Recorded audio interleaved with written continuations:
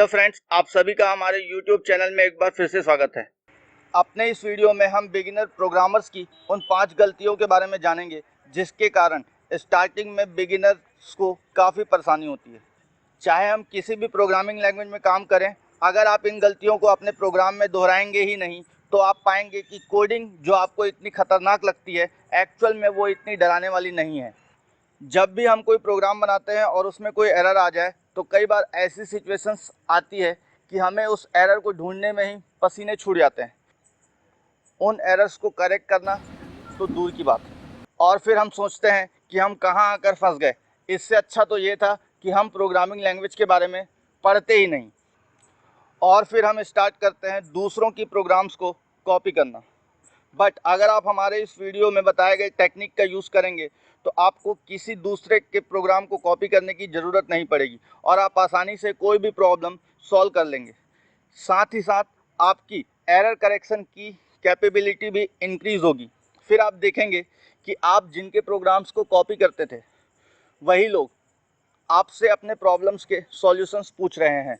अब हम बात करते हैं हमारे पहले मिस्टेक की, जो बिगिनर प्रोग्रामर्स के साथ साथ कई बार एक्सपर्ट से भी हो जाती है, और ये मिस्टेक रिलेटेड है आइडेंटिफायर से।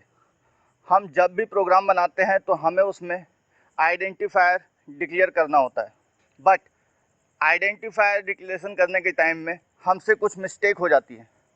इन मिस्टेक को दूर करने के लिए आपको स्क्रीन में हमने जो आइडेंटिफायर डिक्लेरेशन रूल्स डिस्प्ले किए हैं उनको स्ट्रिक्टली फॉलो करना होगा। और साथ ही साथ आपके सामने यहाँ पर हमने कुछ वैलिड और इनवैलिड आइडेंटिफायर्स की लिस्ट दी है जो आपके लिए आइडेंटिफायर डिक्लेरेशन में काफ़ी हेल्पफुल होगी। फ्रेंड्स, अगर आप हमारे चैनल में नए हैं तो अभी जाकर हमारे चैनल को सब्सक्राइब करने के साथ ही साथ बेल आइकन को भी प्रेस कर लीजिए ताकि आगे आने वाले वीडियोस के नोटिफिकेशंस आपको सबसे पहले मिल सकें। अब हम बात करते हैं बिगिनर प्रोग्रामर्स की सेकंड मिस्टेक की। ये मिस्टेक रिलेटेड है प्रोग्राम के लॉजिक से। हम जब भी प्रोग्राम के अंदर कंडीशनल ऑपरेटर का गलत यूज़ करते हैं या फिर नल रेफरेंस एरर लॉजिकल एरर का बेस्ट एग्जांपल है।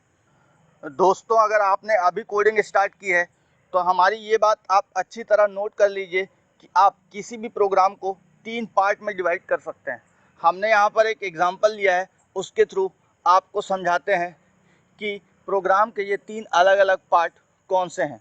अब हम बात करते हैं अपने एग्जांपल की। तो हमने इस एग्जांपल में 2 नंबर्स को ऐड करने के लिए एक प्रोग्राम बनाया है। लैंग्वेज क्या है ये मैटर नहीं करता, आप सिर्फ ये देखिए कि हमारा प्रोग्राम 3 पार्ट में किस तरीके से डिवाइड होगा। सबसे पहले हम बात करते हैं इनपुट की। तो यहाँ पर यूज़र ने जो 2 नंबर दिए हैं उन्हें हम एज अ इनपुट कंसीडर करेंगे। उसके बाद हमने इन 2 नंबर्स को ऐड करने के लिए जो फार्मूला यूज़ किया है वो फार्मूला हमारे पास प्रोसेस का काम करेगा, और फिर फाइनली जो इनका एडिशन होगा एज आ आउटपुट हमारे सामने डिस्प्ले होगा। अब हम आते हैं हमारे थर्ड मिस्टेक के अंदर, जो कि जनरली बिगिनर प्रोग्रामर्स करते हैं। ये मिस्टेक होती है मीनिंगफुल सेंटेंस के कारण। अगर हम अपने प्रोग्राम में मीनिंगफुल सेंटेंस यूज़ नहीं करेंगे तो हमारे सामने सिमेंटिक एरर डिस्प्ले होगा। हमने आपको यहाँ पर एग्जांपल के थ्रू समझाया है कि कौन सा सेंटेंस मीनिंगफुल है और कौन सा सेंटेंस मीनिंगफुल नहीं है। सिमेंटिक एरर को समझने के लिए हम एक एग्जांपल कंसीडर करते हैं।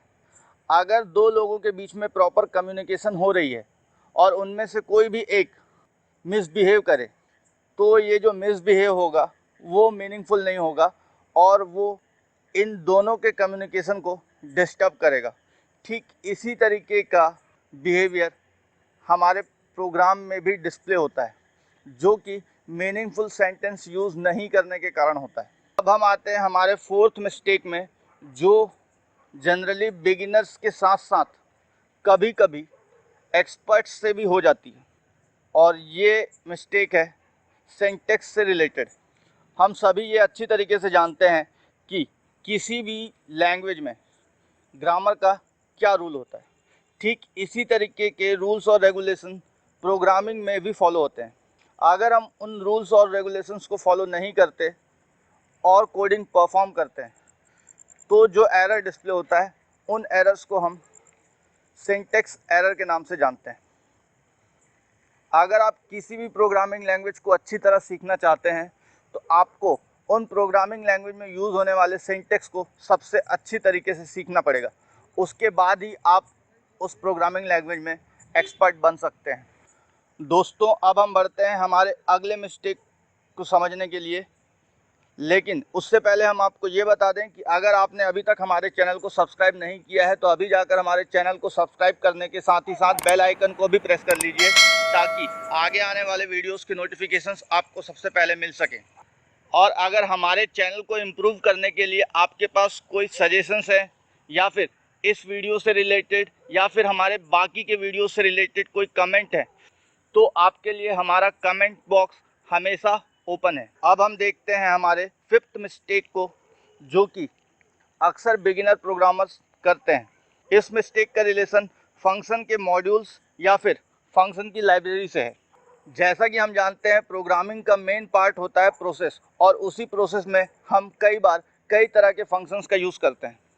बट अगर हमने किसी फंक्शन को यूज़ किया है तो हमें उस फंक्शन की लाइब्रेरी या फिर मॉड्यूल को अपने प्रोग्राम में यूज़ करने के लिए उसे कहीं बाहर से इंपोर्ट करना होगा।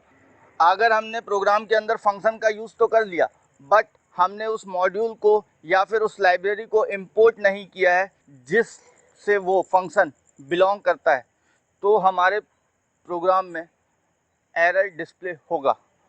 और इस एरर को फाइंड करना कम से कम बिगिनर्स के लिए तो ईजी नहीं होता। तो दोस्तों, ये तो थी 5 गलतियाँ जो बिगिनर्स से या फिर कभी कभी एक्सपर्ट से भी हो जाती हैं, बट आपकी प्रोग्रामिंग की रेगुलर प्रैक्टिस है तब आप इस एरर पे कंट्रोल कर सकते हैं। ऐसा नहीं है कि इन 5 मिस्टेक के अलावा कोडिंग में कोई और मिस्टेक नहीं होती या फिर कोडिंग में कोई दूसरा एरर डिस्प्ले नहीं होता। अगर आप प्रोग्रामिंग में एक्सपर्ट बनना चाहते हैं तो आप ज़्यादा से ज़्यादा एरर्स को देखिए और उनको करेक्ट करने की कोशिश कीजिए। उसके बाद आपके सामने अगर कोई एरर डिस्प्ले होता है तो आप उन एरर्स को फटाफट करेक्ट कर लेंगे। अगर आपको हमारा ये वीडियो पसंद आया है तो इसे शेयर और लाइक करना ना भूलें। Thanks for watching our channel and video.